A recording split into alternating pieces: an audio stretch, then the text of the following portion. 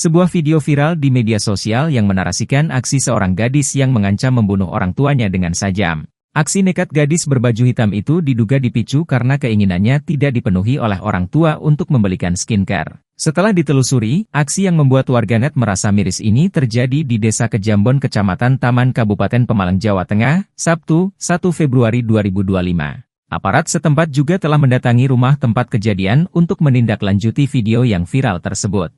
Satreskrim Polsek Taman bersama Babin Kamtipmas, Babinsa, tokoh agama, dan perangkat Desa Kejambon pun mendatangi rumah remaja itu untuk memberikan nasihat. Pada kesempatan itu, petugas memberikan imbauan dan nasihat kepada sang anak dan kedua orang tuanya agar tidak mengulangi perbuatannya, kata Kapolsek Taman AKP Ciptanto, Minggu, 2 Februari 2025. Tidak sampai di situ, AKP Ciptanto juga mengungkap niat orang tua untuk membawa putri mereka ke psikiater.